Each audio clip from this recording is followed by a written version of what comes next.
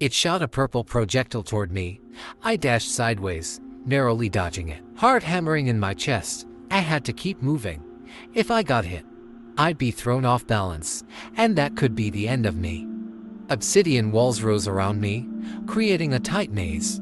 The walls were close, and I had barely enough room to move. I crouched and sprinted, weaving through the narrow gaps, dodging the walls that threatened to trap me, but I was fast, and I kept pushing forward. The timer was still ticking down. 30 seconds left. The final stretch loomed ahead, a massive gap between two platforms. It seemed impossible to cross. The timer was ticking faster now, like a heartbeat, and the pressure was unbearable. My chest felt tight, my breath ragged. There was no way to back out. I glanced behind me. The ground I had crossed was starting to crumble. It was as if the end itself was trying to swallow me whole. I closed my eyes for a brief moment. Focus. I needed to focus. With one deep breath, I sprinted forward. The ground beneath me seemed to shift, but I didn't care. I launched myself into the air, my legs burning as I reached for the next platform. My fingers brushed the edge. The air felt thick, heavy, as though the very atmosphere was trying to hold me back.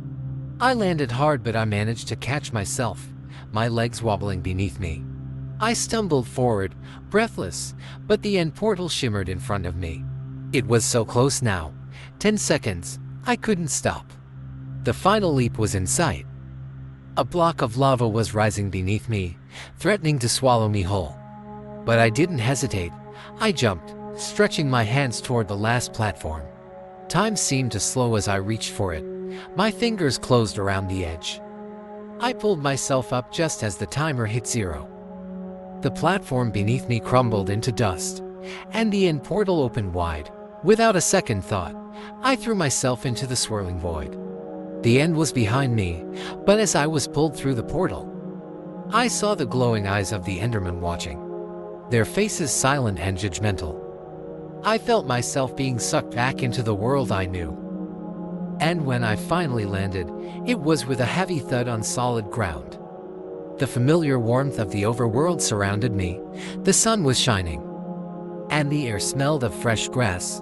I was back, but something nagged at the back of my mind.